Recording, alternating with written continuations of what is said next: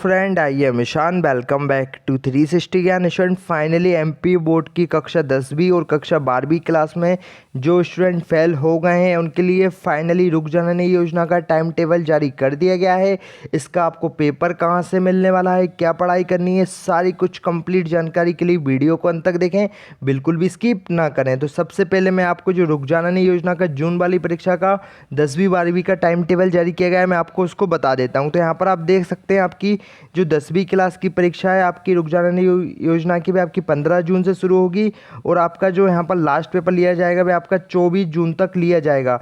तो 15 से 24 जून तक आपकी परीक्षाएं चलने वाली हैं। तो आप चाहें तो उसका स्क्रीनशॉट ले लीजिए। पहले आपका हिंदी का पेपर है 15 तारीख को, उसके बाद आपका अंग्रेजी का, उसके बाद आपका विज्ञान, फिर गणित का आपका 19 तारीख को, 20 तारीख को आपका सामाजिक विज्ञान का है, 21 को आपका संस्कृत का है, 22 को आपका उर्दू का और 23 को आपका यहाँ पर NSQFN national skill qualification framework के जो सब्जेक्ट होते हैं उनके पेपर लिए जाएंगे। उसके बाद आपका 24 को जो आपके अलग अलग लैंग्वेज है, मराठी, गुजराती, इन सब्जेक्ट का पेपर लिया जाएगा। तो आपके फाइनली जो रुक जननी योजना के 10वीं क्लास के पेपर हैं आपके वे 15 जून से शुरू होंगे, आपके वे 24 जून तक चलने वाले हैं। भाई 12वीं क्लास की बात करते हैं तो 12वीं क्लास के जो पेपर रहेंगे वे आपके यहाँ पर 15 जून से शुरू होने वाले हैं। इनकी जो लास्ट तारीख रखी गई है वो 29 तारीख है। तो 15 जून से लेकर 29 तारीख तक पेपर चलने वाले। तो यहाँ पर आप देख लीजिए, फिजिक्स का पेपर है, अर्थशास्त्र का है, इस तरीके से यहाँ पर अलग अलग डेट को काफ़ी सारे सब्जेक्ट के पेपर हैं। आपकी जो भी सब्जेक्ट है आप उसको यहाँ पर देख लीजिए। आप चाहें तो उसका वीडियो को पोस्ट करके इसका जो टाइम टेबल है उसको यहाँ पर नोट डाउन कर लीजिए, नहीं तो आप इसकी जो ऑफिशियली वेबसाइट है MPSOS वहाँ से भी इसको डाउनलोड कर सकते हैं। अब टाइमिंग का भी थोड़ा सा मैं आपको बता देता हूँ। देखिए, जो 10वीं क्लास की परीक्षा की टाइमिंग रहेगी वह सुबह 8 बजे से 11 बजे तक रहेगी। भाई 12वीं क्लास की 2 बजे से 5 बजे तक रहने वाली है। तो आपका फाइनली टाइम टेबल जारी कर दिया गया है स्टूडेंट। तो आपको बिल्कुल भी परेशान नहीं होना है। जो भी स्टूडेंट 10वीं और 12वीं क्लास में फेल हो गए हैं, मतलब जिनकी सप्लीमेंट ही नहीं आई है, वे पूरी तरीके से फेल हो गए हैं। मतलब मान लीजिए 10वीं क्लास में 3 सब्जेक्ट में फेल हो गए हैं, या 4 में, या 5 में, या 6 में, मतलब इस तरीके से फेल हुआ। वहीं 12वीं क्लास में 2 सब्जेक्ट है, 3 या 4 या 5 सब्जेक्ट में फेल हुए हैं, वह सभी रुक जननी योजना के लिए आवेदन कर सकते हैं और अपना साल को बर्बाद होने से बचा सकते हैं।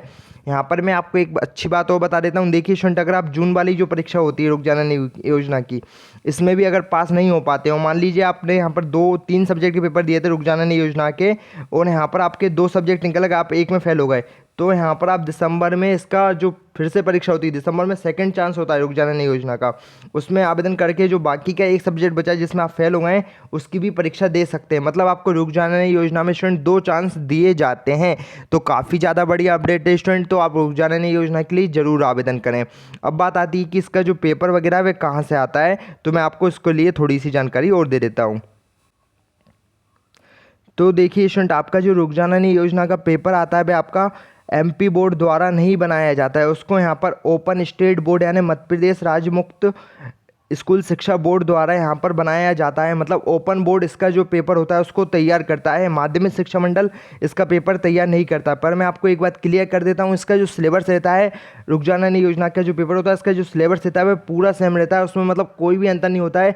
आपने जो अभी 10वीं 12वीं का जो मैन एग्जाम दिए थे उसमें जो पेपर्स आया था उसी तरीके से इसका भी पेपर आएगा। उसका सिलेबस भी सेम रहने वाला है। बस इसका जो पेपर आएगा वह आपका ओपन बोर्ड द्वारा यहाँ पर आएगा, माध्यमिक शिक्षा मंडल द्वारा इसका पेपर नहीं आएगा। ओपन बोर्ड से इसका पेपर आता है। अब बात आती है कि इसके लिए आपको पढ़ाई क्या करनी है। तो देखिए, मैं आपको पहले ही क्लियर कर चुका हूँ। आपका जो सिलेबस आपने 10वीं 12वीं में पढ़ाई करी थी उसी को आपको पढ़ना है। अब मैं आपको इसका थोड़ा सा एग्जाम्पल के लिए एक पेपर ही बता देता हूँ कि आप देख सकते हैं कि किस तरीके से रुक जननी योजना का पेपर आता है।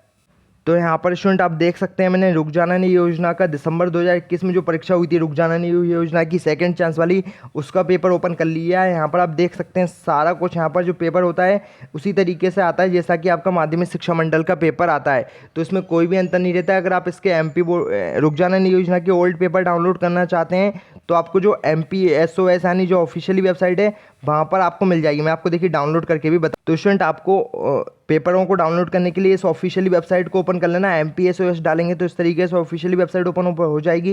यहाँ पर आपको ब्लूप्रिंट्स एंड ऑल पेपर वाला ऑप्शन दिख रहा है, आपको सिंपली इस पर क्लिक कर देना है। यहाँ पर आप देख सकते हैं हेयर्स वाइज यहाँ पर ओपन जो रुक जननी योजना वाले पेपर हैं यहाँ पर दिए गए। रुक जननी 2021 के पेपर भी दिए गए हैं, रुक जननी पार्ट 1 के भी पेपर दिए गए हैं 2018 के।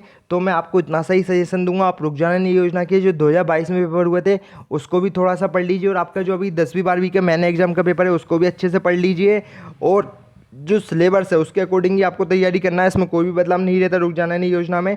ओनली इसका जो पेपर आता है वो आपका ओपन स्टेट बोर्ड द्वारा आता है, माध्यमिक शिक्षा मंडल द्वारा इसका पेपर नहीं लिया जाता है। और इसकी जो मार्कशीट भी आपको दी जाएगी तो वह आपको ओपन स्टेट बोर्ड की दी जाएगी, माध्यमिक शिक्षा मंडल की मार्कशीट आपको इसमें नहीं दी जाएगी। पर दोनों की वैल्यू लगभग सेम रहती है, उसमें कोई भी अंतर नहीं रहता है। तो स्टूडेंट मैंने आपके सारे कुछ डाउट्स क्लियर कर दिए। अगर आपके मन में कोई भी सवाल हो तो आप हमें कमेंट सेक्शन में पूछ सकते हैं। इंस्टाग्राम की लिंक मैंने डिस्क्रिप्शन में दे दिया। तो फिलहाल आज के इस वीडियो में इतनी ही कुछ जानकारी आई। आपको वीडियो पसंद आए, वीडियो पसंद आए तो वीडियो को लाइक करें, शेयर करें और चैनल पर नए तो चैनल को सब्सक्राइब करें। जय हिंद, जय भारत।